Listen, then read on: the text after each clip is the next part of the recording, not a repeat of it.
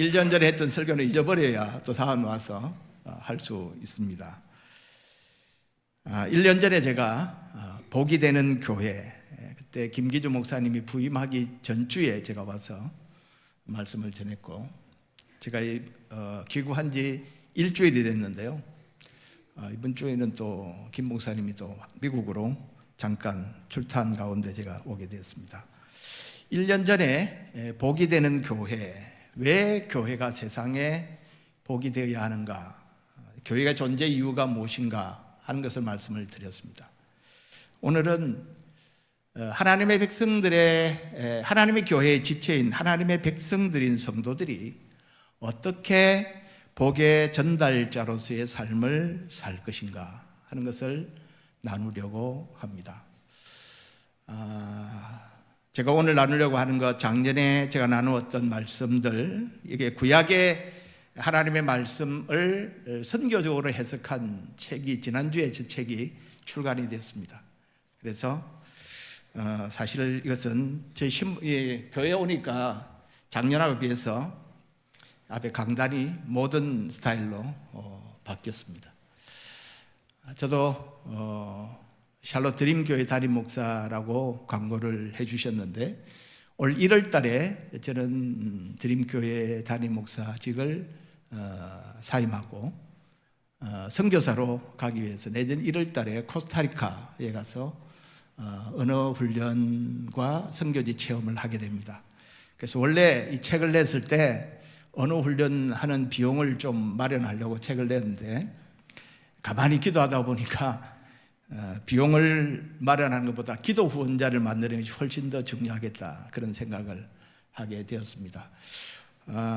구약 성경이 말하는 선교적인 우리의 삶이 무엇인가 하는 것을 강의한 책인데, 혹시 여러분들이 관심 있으시면 마치시고 나가실 때 저에게 오시면 사인해 드리겠습니다. 팔지는 않습니다. 여러분들이 기도해 주시는 것을 전제로 해서 여러분들에게 필요하시면, 책을 안 읽으시는 분들이 너무 많아서 요즘에 책을 읽으시는 분에게 하나에서 나누어 드리도록 하겠습니다. 모든 사람들이 열심히 삶을 살아갑니다. 그런데 후회 없는 인생을 사는 것은 열심히 사는 것만으로는 되지 않는 것 같습니다. 왜냐하면 평생을 열심히 살아왔던 분이 마지막 임종의 순간에 목사님, 제가 참 헛살았습니다, 그렇게 말하는 분들을 종종 만납니다. 아니, 장로님, 집사님, 권사님, 열심히 살았지 않습니까? 그렇게 제가 반문하면, 예 목사님, 제가 휴가도 한 번도 못 가고 너무 열심히 살았죠. 그런데 내가 왜 살아야 되는지 목적을 놓치고 살았습니다, 그렇게 말씀하는 분들을 자주 만납니다. 그래서 우리가 하나님의 사람으로 후회 없는 인생을 살려면 단만 열심히 사는 것으로 만족하는 것이 아니라, 그 우리의 삶이, 우리의 열심이 하나님의 목적과 하나님의 뜻을 따라 사는 삶일 때 우리가 후회 없는 인생을 살 수 있다고 믿습니다. 오늘의 본문 창세기 12장 1절에서 3절은 너무 잘 아는 말씀입니다. 하나님이 아브라함을 부르시고 아브라함에게 하신 약속의 말씀입니다. 이것은 창세기를 크게 나누면 창세기 1장부터 11장까지 인류의 원역사를 다루고 있는 부분, 그리고 창세기 12장에서 50장까지 족장들의 역사를 기록한 부분으로 나눌 수 있는데, 창세기 12장 1절에서 3절은 이 두 부분을 연결해주는 경칩과 같다, 그렇게 볼 수 있습니다. 우리 인간은 하나님의 형상으로 창조되어졌고, 하나님이 만드신 세상을 다스리고 관리함으로 하나님의 복을 누릴 뿐만 아니라 이 복을 온 세상에 확산시키는 특별한 존재로 지음을 받았습니다. 하지만 인간이 불순종함으로 모든 창조 세계가 훼손되어졌을 때, 하나님은 이 오염되고 타락하고 죄로 충만해져가는 세상에 다시 세상을 회복시킬 것을 말씀하십니다. 그것이 제일 먼저 나타나는 것이 창세기 3장 15절이었죠. 하나님은 지속적인 인간의 실패와 불성실함에도 하나님이 창조하신 창조 세계를 치료하시고 회복하셔서 원래의 아름다운 모습을 갖게 하겠다. 그런 약속을 지속적으로 하고 계십니다. 하나님은 모든 피조물과 인간의 삶과 문화를 아브라함을 통해서 다시 한번 그 창조 때에 보시기에 좋았던 그 좋은 것을 회복하기를 원하십니다. 하나님은 아브라함을 선택하고 아브라함에게 약속을 주셨습니다. 그것은 아브라함을 통해서 열방의 하나님의 선한 창조의 복과 샬롬이 회복되기를 원하셨기 때문입니다. 아브라함은 온 세계에 복을 주기 위해서 하나님이 최초로 선택한 복의 전달자입니다. 아브라함이 누구라고요? 복의 전달자. 오늘 본문은 열방을 위한 하나님의 선택, 하나님의 계획, 하나님의 약속을 우리에게 분명히 보여줍니다. 다시 한번 창세기 12장 1절에서 3절을 한번 읽겠습니다. 시작. 여호와께서 아브라함에게 이르시되 너는 너의 고향과 친척과 아버지 집을 떠나 내가 내게 보여줄 땅으로 가라. 내가 너로 큰 민족을 이루고 내게 복을 주어 내 이름을 장대케 하리니 너는 복이 될지라. 너를 축복하는 자에게는 내가 복을 내리고 너를 저주하는 자는 내가 저주하리니 땅의 모든 족속이 너로 말미암아 복을 얻을 것이라. 아멘. 이것은 인간의 죄악과 실패에 대한 하나님의 처방입니다. 하나님께서 인간의 죄로 인해서 저주가 찾아온 이 세상을 어떻게 회복할 것인가를 하나님이 보여주시는 처방이라는 것이죠. 하나님은 악을 악으로 갚지 아니하시고 저주를 복으로 대체하시기로 하셨습니다. 이 하나님의 약속은 아브라함의 생애의 결정적인 시기마다 반복되고 더욱 구체화되어집니다.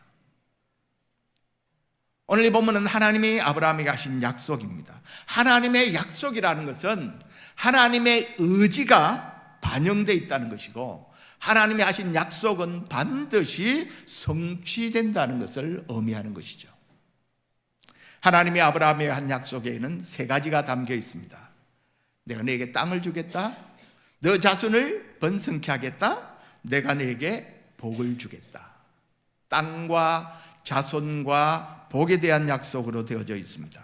그런데 하나님께서 아브라함에게 한 이 약속은 사실 창조 때에 하나님이 처음 지으신 아담과 하와에게 복을 주신 말씀과 유사합니다.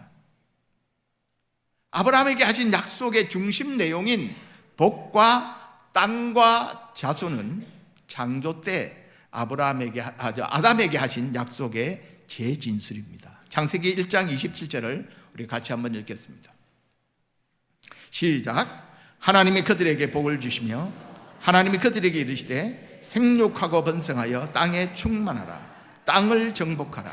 바다의 물고기와 하늘의 새와 땅에 움직이는 모든 생물을 다스리라 하시리라. 여기에도 복과 번성과 땅이라는 축복의 말씀이 나옵니다.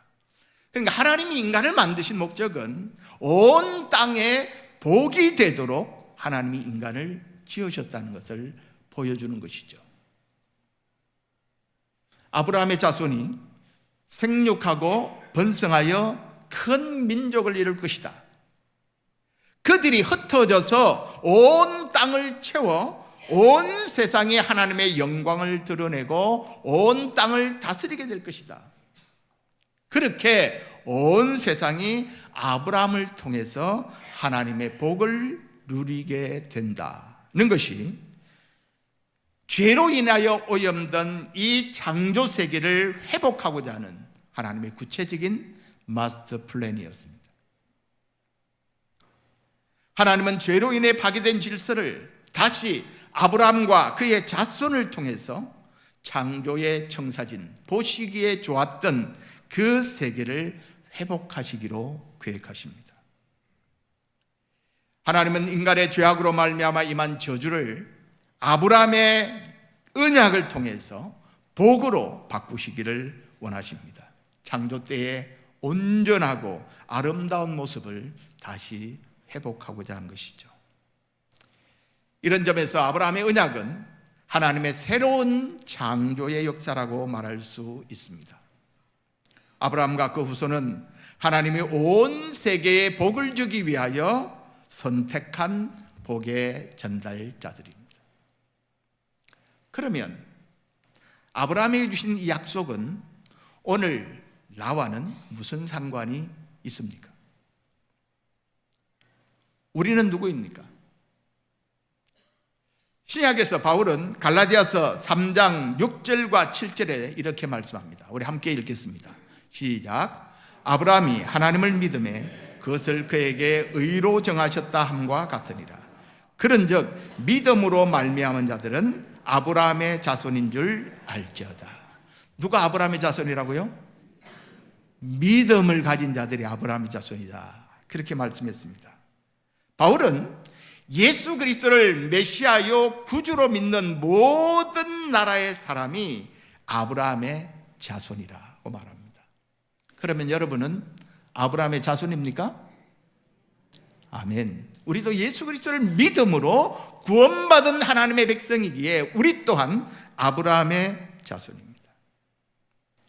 하나님이 약속하신 대로 아브라함은 열방의 아버지가 되었고 아브라함의 믿음을 공유하고 있는 우리 모두의 영적인 아버지입니다. 그렇다면 오늘의 교회는 아브라함 안에서 하나님의 백성이 되도록 선택받고 부름받은 백성입니다. 그렇다면 우리의 역할은 무엇일까요? 아브라함의 복을 함께 공유할 뿐만 아니라 아브라함의 복을 확산시키는 복의 전달자로 우리 또한 부름을 받았다는 사실입니다. 우리는 열방에 하나님의 복을 전달하는 통로가 되도록 선택받고 부름받은 하나님의 백성입니다. 온 세상에 복을 주기 위하여 하나님이 선택한 복의 전달자입니다. 누가요? 내가. 나는 이 세상에 더 잘 먹고 더 편안하고 더 많이 누리기 위해서 존재하는 사람들이 아니고 하나님의 복을 전달하는 자로 부름받았다는 사실입니다. 그렇다면 이제 하나님의 백성은 열방을 위한 복의 전달자로서 어떤 삶을 살아야 할까요? 우리가 아브라함의 복을 함께 받은 특권을 누렸다면 또한 열방의 복이 되어야 하는 책임도 함께 받았다는 사실을 잊지 말아야 합니다. 우리의 믿음의 조상인 아브라함은 어떻게 하나님의 약속에 반응했습니까?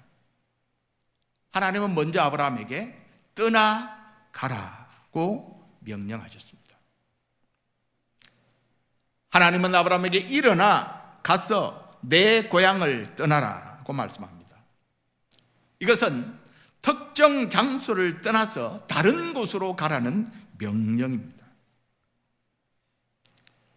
아브라함은 하나님이 모든 땅과 백성에게 복을 주실 수 있도록 하기 위해서 자신이 살던 땅과 일가 친척을 떠나야 했습니다. 왜요? 아브라함이 떠나야만 열방이 복을 받을 수 있는 기회를 얻을 수 있기 때문입니다. 하나님의 선교는 때때로 우리에게 떠날 것을 요구합니다.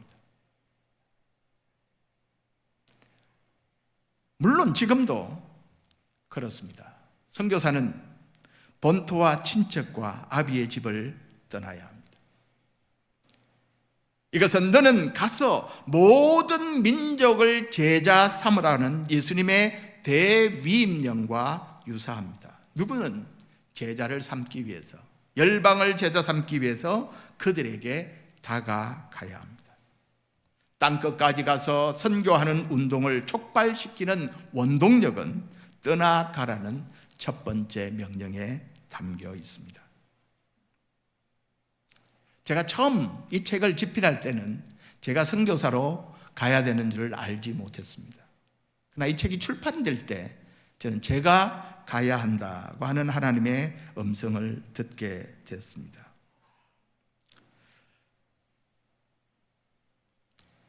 우리 마음속에 이런 생각이 들 수 있죠. 나는 하나님이 선교사로 떠나가라고 말씀 안 했는데 그럼 이건 나하고는 별로 상관이 없는 말씀이구나, 이런 생각을 하실 수 있습니다.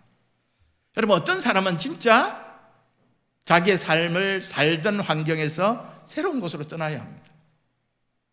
저는 19년 전에 한국에서 미국으로 떠났고 이제 19년을 지나고 미국에서 코스타리카로 또한 떠나가야 합니다. 여러분, 우리는 다 나그네 삶을 사는 것이죠. 그런데 여러분, 떠나간다는 것은 반드시 지리적인 장소에서 다른 장소로 이동하는 것만을 의미하지는 않습니다. 세상 가운데 하나님의 선교에 동참하는 그리스도인들은 세상의 세속적인 삶으로부터 떠나는 것에서 시작할 수 있습니다. 하나님이 아브라함에게 갈대아 우르에게서 떠나라고 명령한 것은 아브라함이 그 바벨의 문화와 가치와 풍습과 우상 숭배로부터 떠나야만 했기 때문입니다. 바벨의 문화와 바벨의 가치, 바벨이 갖고 있는 우상 숭배를 그대로 지니고서는 온 세상에 복이 되는 복의 전달자로서의 삶을 사는 것이 불가능하기 때문입니다. 그러므로 떠나라고 하는 이 명령은 육체적인, 지리적인 떠남만을 의미하는 것이 결코 아닙니다. 세상의 가치관, 세상의 풍습을 따르는 삶을 버리고 온 세상에 복이 되기를 원하는 복의 전달자로서 새로운 가치, 하나님 나라의 가치로 살아가는 것을 의미합니다. 먼저 그의 나라와 그의 의를 위하는 일을 우선하는 삶으로 나아가는 것을 말합니다. 이 세상을 본받지 않고 하나님이 기뻐하는 거룩한 산 제사로 자신을 하나님 앞에 드리는 것을 뜻하는 것이죠. 물론 어떤 사람에게는 지리적으로 떠나야 합니다. 그러나 우리 모두는 이 세상과 짝하는 세상의 문화와 가치관과 세상의 풍습으로부터 자신을 떠나는 삶을 살아야 합니다. 아브라함은 하나님의 약속을 믿고 순종의 삶을 출발함으로 세상에 복을 주기를 원하는 복의 전달자로서의 삶을 시작합니다. 12장 4절에 이에 아브라함이 여호와의 말씀을 따라갔다고 기록하고 있습니다. 아브라함은 하나님의 약속을 받은 자로서의 삶을 시작했습니다. 그가 가나안에서 제일 먼저 도착한 곳은 세겜이었는데 아브라함은 그곳에서 여호와 하나님께 제단을 쌓습니다. 창세기 12장 7절과 8절을 우리 같이 한번 보겠습니다. 같이 읽겠습니다. 시작.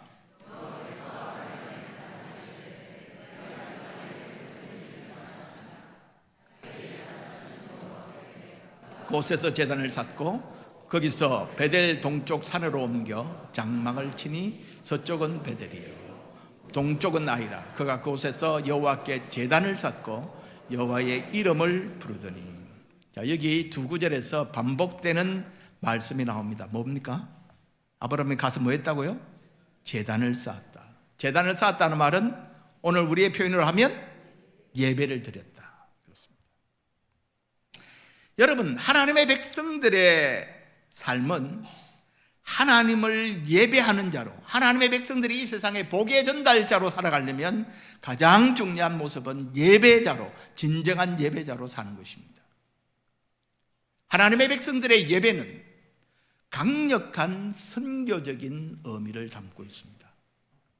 가나안 땅에는 이미 우상을 숭배하는 족속들이 살고 있습니다. 아브라함이 그곳에 들어가서 그곳에서 하나님을 예배함으로 뭘 선포하는 것입니까? 나는 유일하신 하나님 여호와를 섬기는 하나님의 백성입니다 라는 것을 모든 주변 사람들에게 선포하는 행위가 바로 예배입니다. 우리는 예배를 통해서 하나님께 영광을 돌립니다. 성경은 사람들이 세상의 다른 것을 숭배하던 왜곡된 삶을 버리고 하나님만을 향한 참된 예배자가 되도록 도전하는 일입니다. 그러므로 예배는 구원받은 사람들에게 있어서 삶의 중심이 될 수밖에 없습니다. 온 세상이 하나님을 예배하고 하나님에게 영광을 돌리는 것이 마땅함에도 불구하고 하나님을 예배하지 않는 곳에 하나님을 예배할 수 있도록 하기 위해서 하나님이 어떤 분인가를 보여주는 것이 선교입니다. 복의 전달자로서 우리는 신실한 예배자로, 그리고 우리의 삶의 예배로 하나님을 증거해야만 합니다. 두 번째로, 복의 전달자로서 하나님 백성의 삶은 자기 희생적인 삶을 실천하는 것입니다. 창세기 14장에 보면 북부연합군과 남부연합군 사이에 전쟁이 일어나죠. 전쟁은 북부연합군의 승리로 끝이 납니다. 그래서 남부연합군에 속해 있던 소돔 땅이 점령당하고 그곳에 살고 있던 조카 롯과 그의 가족들이 포로로 잡혀가는 일이 일어납니다. 창세기 14장 14절에서 16절 말씀 우리 같이 한번 보겠습니다. 같이 읽었다 시작. 아브라함이 그의 조카가 사로잡혔음을 듣고 집에서 길리고 훈련된 자 308명을 거느리고 단까지 쫓아가서 그와 그의 가신들이 나누어 밤에 그들을 쳐부수고 다메섹 왼편 호바까지 쫓아가 모든 빼앗겼던 재물과 자기의 조카 롯과 그의 재물과 또 부녀와 친척을 다 찾아왔더라. 소돔이 점령을 당하고 조카 가족뿐 아니라 많은 사람들이 포로로 잡혀갔다는 소식을 들은 아브라함은 지체하지 아니하고 자기 집에서 기른 318명의 사병을 거느리고 전쟁의 승리의 도취에 있는 북부 연합군의 군대를 기습합니다. 그래서 모든 빼앗겼던 재물과 포로된 사람들을 다 되찾아왔죠. 그런데 여러분, 이것은 아브라함에게 있어서는 생명을 건 구출 작전이 아닐 수가 없었습니다. 여러분, 남부연합군, 나라가, 물론 그 당시에 나라가 강하지 못했지만 그럼에도 남부연합군이 감당하지 못했던, 그래서 전쟁에 패했고 포로에 끌려가는 사람들을 겨우 318명의 사병으로 전쟁에 참여한다는 것은 계란으로 바위를 깨는 것과 같은 어리석은 행동입니다. 별로 성산이 없는 모험입니다. 뿐만 아니라 아브라함에게는 반드시 그렇게 해야 할 의무도 없었습니다. 이 아브라함의 행동은 자기의 유익을 위한 것이 아니라 자비에 근거한 자기 희생의 모습을 보여줍니다. 복의 전달자로서 하나님의 백성들의 특징은 자기의 유익을 구하는 것이 아니라 자기를 희생함으로 다른 사람들의 삶을 살리는 일에 참여하는 것이죠. 여러분, 이것이 예수 그리스도가 우리에게 보여준 십자가의 정신입니다. 아브라함이 전쟁에서 승리한 이유는 아브라함이 가지고 있는 뛰어난 탁월한 군사 작전 때문이 아니었습니다. 전쟁을 이기고 난 다음에 아브라함은 이렇게 고백했습니다. 지극히 높으신 하나님이 적들을 아브라함에게 붙이셨다. 그렇게 고백하죠. 여러분, 하나님은 하나님의 목적을 따라 자기를 희생하며 하나님의 복을 온 세상에 나누기를 위하여 사는 자들을 도우시는 분이십니다. 지금도 역시 우리 하나님은 그런 하나님이십니다. 세 번째 복은 전달자로서 하나님의 백성의 삶은 나그네를 섬기는 모습으로 나타납니다. 창세기 18장에 아브라함이 가나안으로 들어온 지 20년의 세월이 흘렀습니다. 햇볕이 뜨거운 한낮에 장막문에 앉아있을 때, 자기 집 텐트 앞에 앉아있을 때 낯선 나그네 세 사람을 목격하게 되죠. 그는 그들에게 절을 하고 그들을 자기의 장막으로 초대합니다.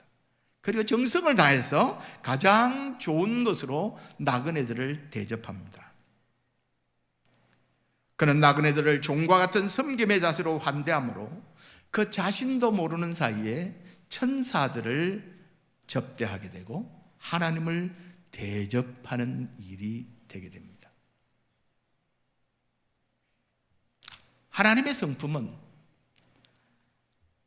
하나님의 성품에서 구체적인 환대의 행동들이 나옵니다. 하나님의 창조와 복주심은 하나님의 환대의 표현입니다. 그 무엇보다도 하나님은 그의 외아들 예수 그리스도를 죄인인 우리를 위하여 아낌없이 내어주셨습니다.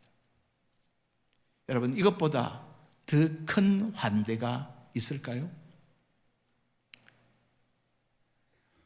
하나님의 환대를 체험한 하나님의 백성들은 우리가 다른 사람을 섬기는 환대의 삶을 살아야 합니다. 환대는 구원받은 백성의 표입니다. 교회와 성도의 삶에서 환대가 사라질 때 선교적 삶의 실천은 일어나지 않습니다. 왜냐하면 사람들은 하나님의 백성들의 환대를 통해서 하나님의 환대를 경험할 수 있기 때문입니다. 그러므로 우리는 환대를 통해서 하나님의 선교에 동참할 수 있습니다. 환대의 실천은 곧 선교의 실천입니다. 여러분의 가정을 과감하게 여십시오. 여러분의 주머니를 열어서 사람들을 초대하고 그들을 친구로 삼으십시오. 한국에 많이 와 있는 외국인 근로자들, 유학생들, 그 나그네들을 여러분들을 잘 섬기고 대접하십시오. 여러분 주위에 있는 고아와 과부를 섬기는 일을 통해서 우리는 이 세상의 복음의 의미를 전달해 줄 수 있습니다. 긍휼과 섬김의 실천이 선교적인 삶을 살아내는 방법입니다. 마지막 복의 전달자로서 하나님의 백성의 삶은 중보자로 제사장의 사명을 감당하는 것입니다. 창세기 18장에 소돔 고모라 성의 죄악이 심각해서 하나님의 심판이 예고되었을 때 아브라함은 그 사실을 알고 그곳에 있는 사람들을 위하여 중보하기 시작합니다. 의인의 수를 둘러싼 하나님과의 거래를 하죠. 하나님, 50명이 있으면 어떻게 할 것입니까? 40명, 45명이 있으면 어떻게 할 것입니까? 40명이 있으면, 30명이 있으면, 20명이 있으면, 10명이 있으면까지 내려갑니다. 여러분, 하나님은 아브라함의 중보에 의해서 기꺼이 의인의 수를 낮추어 주셨습니다. 하나님은 언약의 백성들이 제사장으로 드리는 간구를 들으시고 기꺼이 하나님의 마음과 행동을 바꾸실 준비가 되어 있으심을 보여주십니다. 그러나 안타깝게도 소돔 고모라에는 의인이 10명도 없어 하나님의 심판을 피하지 못했습니다. 여러분, 하나님의 심판은 반드시 있습니다. 아브라함이 소돔성의 연기가 치솟아 오르는 광경을 바라보았을 때 그 심정이 어땠겠습니까? 여러분, 우리가 이 세상을 바라보며 하나님을 알지 못하고 죽어가는 심령들을 바라볼 때 우리의 마음속에 긍휼의 마음, 불쌍히 여기는 마음이 있습니까? 의인 10명이 없어 소돔과 고모라는 심판을 피하지 못했지만 하나님은 아브라함을 생각해서 롯과 그의 가족을 심판 가운데 구원해 내셨습니다. 세상의 중보자인 하나님의 백성들을 통해서 생명을 구원하는 일이 지금도 일어나고 있습니다. 우리가 세상을 향해 중보하는 시간은 기도로 세상의 악을 막아쓰고 기도로 하나님의 나라가 하나님의 뜻이 하늘에서 이룬 것처럼 이 땅에서 이루어지는 하나님의 통치를 구하는 일입니다. 중보기도는 이 세상에서 복이 되는 막중한 제사장의 사명을 실천하는 것입니다. 하나님께서 오늘 우리에게 이렇게 말씀하십니다. 가라. 어디로 가야 할까요? 하나님이 보내신 자리로. 하나님이 여러분을 어디에 보내십니까?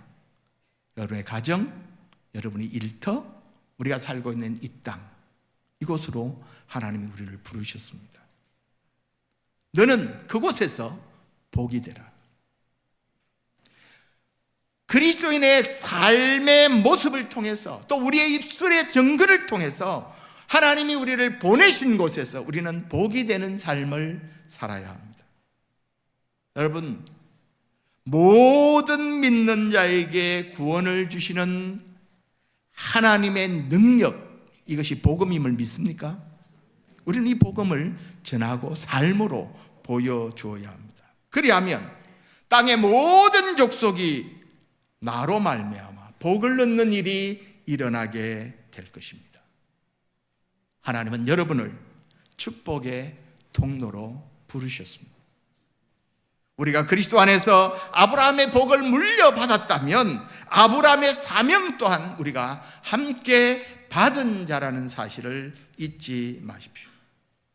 가서 복이 되고 하나님의 복을 다른 사람에게 전달하는 통로가 되어야 합니다. 이것이 우리가 열심히 살아야 하는 이유고 하나님께로부터 복을 구해야 할 이유입니다. 우리는 누구입니까? 아브라함의 영적인 자손입니다.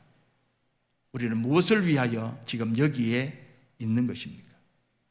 우리는 땅의 모든 사람을 복주기 위해서 하나님이 흩어 이 땅에 뿌린 복의 전달자들입니다.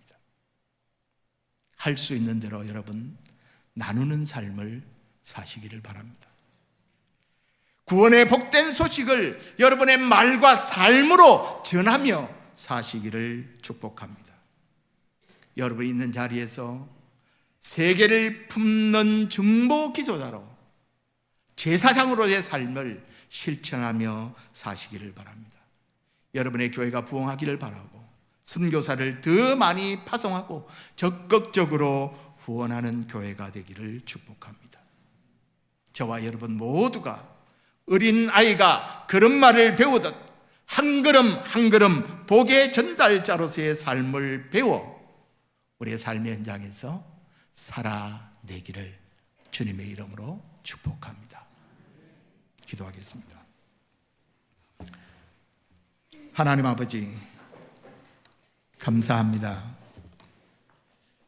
죄로 인하여 죽었던 우리를 예수 그리스도의 보혈의 피로 구원해 주시고 하나님의 복을 누리며 사는 자들로 불러주신 것을 감사합니다.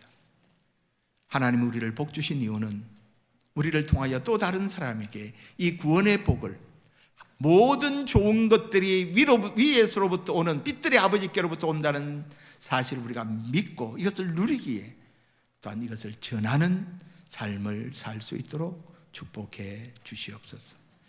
하나님, 어성교회를 축복해 주시고 하나님, 교회가 존재하는 목적인 온 세상을 복되게 하는 일에 귀하게 쓰임받게 하시고 하나님의 영광을 드러내는 아름다운 교회가 될 수 있도록 축복해 주시옵소서. 예수 그리스도의 이름으로 기도하옵나이다. 아멘.